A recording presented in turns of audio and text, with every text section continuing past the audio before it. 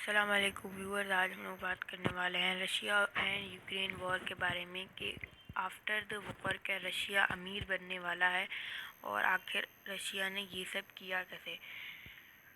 तो पहले हमें अंडरस्टैंड करने की ज़रूरत है कि ये वॉर स्टार्ट कैसे हुई। तो Russia and Ukraine war start होने से पहले रशिया एंड यूक्रेन के जो रिलेशंस थे वो काफ़ी ज़्यादा फ्रेंडली थे और रशिया ने एक जगह भी गिफ्ट में दे दी थी यूक्रेन को, जिस जगह पे रशिया ने आज दोबारा से इन्वेड किया है। इतनी ज़्यादा अच्छी दोस्ती थी रशिया और यूक्रेन की उस टाइम पे। लेकिन ऐसा क्या हुआ कि यूक्रेन और रशिया की दोस्ती वॉर में बदल गई। उसमें कुछ लोग थ्योरीज लगाते हैं कि इसमें अमेरिका एंड ईयू का इन्वॉल्वमेंट है।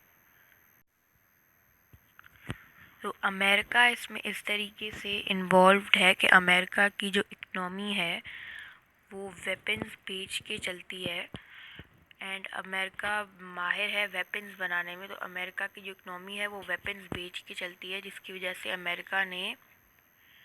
अमेरिका ने इस वॉर को स्टार्ट करवाया ताकि वो अपने वेपन्स वगैरह बेच सके और अपने जो दुश्मन कंट्री है रशिया उसे भी वीक कर सके। ये मोटो था अमेरिका का, जिसकी वजह से अंदाज़ा लगाया जाता है कि अमेरिका ने ये दुश्मनी करवाई रशिया और यूक्रेन के बीच में। एंड ईयू का इसमें ये इंटरेस्ट था कि ईयू में मल्टीपल नेशंस थी जिनके अपने अपने फ़ायदे छुपे हुए थे रशिया में। इसकी वजह से उन्होंने रशिया एंड यूक्रेन की वॉर कराई, क्योंकि कोई भी नहीं चाहता था कि रशिया एंड यूक्रेन दोनों एलाइज कंट्री बन के रहें।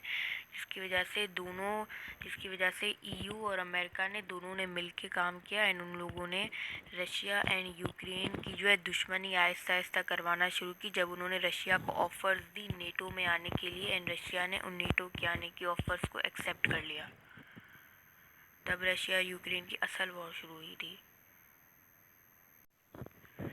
लेकिन इस वॉर से रशिया को कैसे फ़ायदा हुआ? रशिया को इस वॉर से इस तरीके से फ़ायदा हुआ कि रशिया के पास 3 मेजर चीज़ें थी, जो थी oil, gas.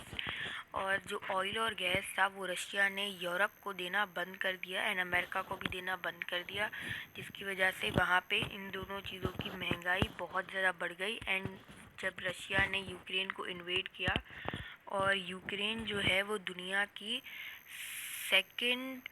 Second largest production है वीट की।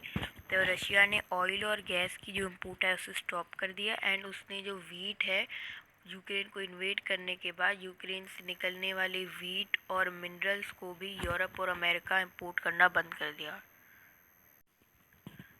जैसा कि आप लोग फ़ोटो में देख सकते हैं कि जो यूक्रेन है वो one of the agriculture master है पूरी दुनिया में, क्योंकि यूक्रेन दुनिया का सेकंड सबसे लार्जेस्ट प्रोडक्शन करता है वीट की। एंड क्योंकि अमेरिका एंड यूरोप में वीट इतनी आसानी से उगता नहीं है, इसकी वजह से वो लोग जो है वो यूरोप और अमेरिका और पूरी बाकी की वर्ल्ड भी मोस्टली यूक्रेन से ही वीट लेती है। लेकिन रशिया और यूक्रेन की वॉर के बाद वीट की महंगाई बहुत ज़्यादा बढ़ गई और ऊपर से यूरोप को जो है वो रशिया यूक्रेन को इन्वेड करने के बाद यूरोप को वीट भी नहीं दे रहा था एंड अमेरिका को भी, जिसकी वजह से इन दोनों चीज़ों की एंड ऑयल की एंड गैस की महंगाई बहुत ज़्यादा बढ़ गई। एंड ट्रेड करने के लिए जो शर्त रखी रशिया ने वो काफ़ी इंटरेस्टिंग थी। जैसे जो डॉलर है वो आज के टाइम पे दुनिया की मोस्ट पावरफुल करेंसी है, वैसे ही रशिया ने अपनी करेंसी को पावरफुल बनाने के लिए इस्तेमाल किया इस चीज़ का कि रशिया ने ट्रेड करना शुरू किया अपनी रशियन करेंसी में बजाय डॉलर में ट्रेड करने के। इसकी वजह से रशियन करेंसी की वैल्यू और ज़्यादा बढ़ गई रशिया के इस स्ट्रेटजी की वजह से। एंड रशिया जो है वो मिलियंस ऑफ द डॉलर्स कमाने लग गया था काफ़ी कम टाइम में। एंड रशिया को हर तरफ से मिलियंस ऑफ द डॉलर्स कमाने को मिल रहे थे।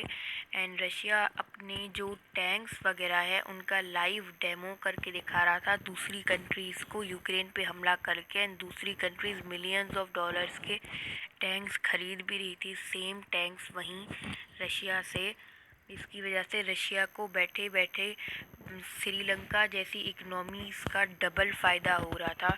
यानी कि श्रीलंका की जो टोटल जीडीपी है उसका डबल से ट्रिपल फ़ायदा हो रहा था रशिया को, सिर्फ अपनी इन कुछ स्ट्रेटजीज़ की वजह से। और रशिया के इन्हीं सारे जो हैं वो स्ट्रेटजीज़ की वजह से जो जो यूरोप है वो बहुत ज़्यादा, उसमें गरीबी जो है वो बहुत ज़्यादा बढ़ गई है। एंड पहले जहाँ पे 6 लाख गरीब हुआ करते थे, अभी वहाँ पे जो है वो 14 लाख के करीब गरीब हो गए हैं। इतनी ज़्यादा जो है हालत ख़राब हो गई है यूरोप की। एंड रशिया की हालत बहुत ज़्यादा अच्छी हो गई है। एंड रशिया जो है अभी इस वॉर का फुल एडवांटेज उठा रहा है। एंड आज के टाइम पे जो नेटो है उसका कोई भी स्टैंड काम नहीं कर रहा रशिया को रोकने के लिए। एंड सारे जितनी भी सारी कंट्रीज़ हैं वो सारी की सारी कंट्रीज़ अभी जो है वो जितनी भी सारी कंट्रीज़ है वो अभी रशिया के ख़िलाफ़ कुछ नहीं कर सकती, क्योंकि अमेरिका जो one of the super power है वो रशिया के हाथों मजबूर है। जो ब्रिटेन है वो भी रशिया के हाथों मजबूर है, यूरोप भी मजबूर है। तो जो नेटो की जो मोस्टली कंट्रीज़ हैं वो यूरोप की ही हैं, जिसकी वजह से सारी के सारा नेटो जो है वो कमज़ोर पड़ गया है। इसकी वजह से वो लोग रशिया के ख़िलाफ़ कुछ भी नहीं कर पा रहे।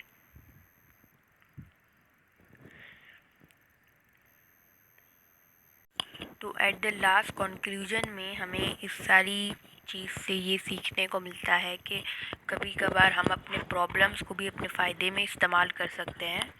एंड प्रॉब्लम्स को भी एक एडवांटेज समझ के इस्तेमाल कर सकते हैं। तो मैं see you at the next video. Stay tuned, stay curious and keep learning. Bye bye. Thank you so much.